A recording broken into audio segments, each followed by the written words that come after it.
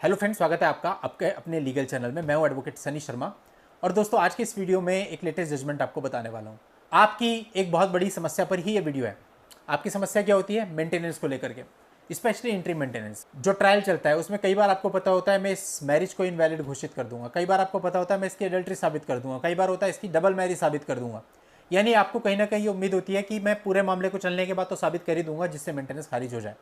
लेकिन interim maintenance की stage पर कुछ भी बात नहीं सुनी जाती और आपके ऊपर इंटरिम मेंटेनेंस लगा दिया जाता है कि जब तक केस डिस्पोज नहीं होता तब तक आप इतना इंटरिम मेंटेनेंस तो दीजिए, बाकी सब बाद में देखेंगे।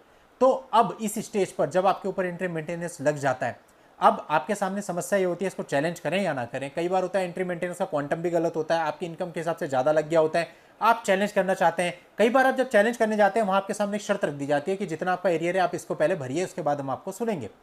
इसी पर दोस्तों ये जजमेंट है जो कि पति पक्ष को बहुत बड़ी राहत देता है। और आपके साथ भी अगर ऐसा हुआ है कि मेंटेनेंस ऑर्डर आपका हो चुका है, एरियर मोटा बन चुका है, अब आप इसको कैसे डील करें और डील करते हुए जो परेशानी आपको सामने आने वाली है उसमें रिलीफ आपको ये जजमेंट दे सकता है। तो दोस्तों, आखिर तक वीडियो में बने रहिएगा। अभी तक भी इस नए चैनल को सब्सक्राइब नहीं किया है तो फटाफट सब्सक्राइब करके नोटिफिकेशन बेल पर जरूर क्लिक कर लें ताकि इस चैनल पर आने वाली सभी वीडियोज की निरंतर जानकारियां आपको मिलती रहें। इस मामले में एक इंटरिम मेंटेनेंस का ऑर्डर हो गया। अब जो हस्बैंड था वो इसको चैलेंज करने के लिए सेशन कोर्ट में गया। सेशन कोर्ट ने एक शर्त रख दी कि भाई ऐसा है, जितना आपका एरिया बना हुआ है वो सारा पहले आप फुल पेमेंट कीजिए, उसके बाद हम आपको एंटरटेन करेंगे। अब जो पति था वो अपनी तरफ से इसके विरुद्ध हाई कोर्ट में गया। अब हाई कोर्ट ने पूरे मामले को देखा, बहुत सारी परिस्थितियों को देखा और हाई कोर्ट ने कहा कि अन्य परिस्थितियों को नज़रअंदाज करते हुए केवल एक पर्टिकुलर जजमेंट के आधार पर अगर आप ऐसा निर्णय दे देते हैं तो ये ठीक नहीं कहा जा सकता है। एक्चुअली क्या था कि सेशन कोर्ट में एक जजमेंट की कॉपी रखी गई थी, उस जजमेंट का हवाला लेते हुए ही, उसको आधार मानते हुए ही सेशन कोर्ट ने ये जजमेंट किया था। और वो जो उसमें गाइडलाइंस थी वो बाद में आगे जाकर पूरी तरह से सही भी नहीं पाई गई थी। तो उसी जजमेंट के आधार पर निर्णय लेना यहाँ पर हाईकोर्ट ने सही नहीं माना और हाईकोर्ट ने कहा कि चैलेंज करने के लिए इस प्रकार की शर्त लगा देना कि आपको पूरा पेमेंट पहले करना पड़ेगा, उसके बाद ये एंटरटेन करेंगे, सही नहीं कहा जा सकता। और इस मामले को फिर से सेशन कोर्ट को भेज दिया फ्रेश इस पर निर्णय लेने के लिए। तो दोस्तों, इस प्रकार से जो हाईकोर्ट थी, हाईकोर्ट ने पति पक्ष को यहाँ पर काफ़ी बड़ी राहत दी। आप लोगों के साथ भी अगर ये सेम समस्या है तो आप भी इस चीज़ के लिए इस वीडियो के डिस्क्रिप्शन के नीचे जो लिंक दिया हुआ वहाँ जाके इस पूरे मामले को पढ़ सकते हैं और लाभ उठा सकते हैं, राहत ले सकते हैं। घबराना बिल्कुल नहीं है। कई बार ऐसा होता है कि एरियर का अमाउंट बहुत ज़्यादा होता है और हम घबराने बैठ जाते हैं कि क्या होगा। देखिए, अगर घबराना होता तो यहाँ पे भी उसके सामने समस्या आ गई थी, आप पूरा एरियर दीजिए, हिम्मत छोड़ के बैठ जाता। लेकिन हाईकोर्ट गया, वहाँ से उसको राहत मिली। तो कहने का मतलब है कि ठीक है, मानते हैं कि चीज़ें गड़बड़ तो हैं, अब जो गड़बड़ चाला है, जो भुगतनी है सो भुगतनी है। कई लोग फ्रस्ट्रेट हो जाते हैं, तो ऐसा आपको बिल्कुल भी नहीं हो रहा है। अब मेरे क्लाइंट हैं, उनके ऊपर 2 मेंटेनेंस के केस एक साथ हुए, एक 125 CRP से, एक DV एक्ट में। 2 साल पहले की बात बता रहा हूँ।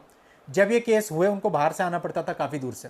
तो मैंने उनको सजेस्ट किया कि भैया ये चीज़ें ऐसे निपटने वाली नहीं है, इसके लिए आपको अपनी तरफ से स्टेप लेने पड़ेंगे। क्या स्टेप लेने पड़ेंगे वो भी बताया, लेकिन बंदा जो सामने वाला था उसने कोई भी स्टेप नहीं लिया। वो कहता रहा नहीं सर, नहीं सर, किस वजह से वो वही जाने, लेकिन उन्होंने अपनी तरफ से कोई भी स्टेप नहीं लिए। लगातार जब जब वो डेट पे आते रहे मैं उनको समझाता रहा। एक बार उनकी पूरी फैमिली यानी मम्मी पापा बहन भाई भाभी सब लोग आए, तब भी मैंने काफ़ी देर समझाया कि भैया आप काउंटर करिए इन पे, यही एक तरीका है अगर आप इसको प्रॉपरली हैंडल करना चाहते हैं। तो यहाँ से तो वो बोल के चले गए कि ठीक है सर हम बताते हैं, लेकिन बाद में उन्होंने कोई भी रिस्पॉन्स नहीं दिया।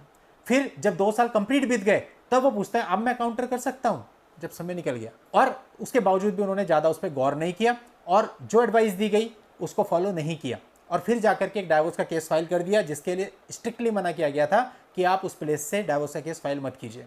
और आज जब मेंटेनेंस बन चुका, जब एरियर लग चुका, जब केसेस चल रहे हैं, तो अब फ्रस्ट्रेट हो रहे हैं कि अब हम क्या करें, अब तो हम पे मेंटेनेंस लग गया। वो तो लगना ही था, तय था। उसी के लिए तो आपको बताया गया था कि पहले आप स्टेप लीजिए। लेकिन एक्चुअल में क्या होता है ना, हर एक बंदे का सोचने का तरीका अलग होता है। और हमारे साथ प्रॉब्लम ये है, हम 2 से तीसरी बार किसी को बोलेंगे ना तो सामने वाला सोचने लगता है शायद इसी का कोई फायदा होगा इसमें, इसीलिए बार बार बोल रहे हैं। तो इसलिए हमें भी चुप हो जाना पड़ता है कि ठीक है भैया, फिर आपकी मर्जी अगर आप नहीं मानते। तो इसलिए मेंटेनेंस को डायरेक्टली रोकने का कोई भी तरीका नहीं है। इनडायरेक्ट वे में जाकर के आप इसको रोक सकते हो, इस पर लगाम लगा सकते हो। सामने वाली पार्टी भी गलतियां करती है, उसकी गलतियों के लिए यदि आप उनके ऊपर मुकदमा दर्ज करते हो तो ऑटोमेटिकली वो फिर इन फॉल्स केसेस को बंद कर लेते हैं और चीजें एमिकेबली सेटल हो जाती हैं सही तरीके से, रीजनेबल अमाउंट पे। लेकिन बस वो ये मानना ना मानना वो आपके ऊपर है, उसमें कुछ नहीं किया जा सकता। तो चलिए दोस्तों, आज की इस वीडियो में इतना ही। नेक्स्ट वीडियो में नई जानकारी के साथ मैं आपसे फिर मिलता हूँ। तब तक के लिए goodbye and thank you for watching. Take care.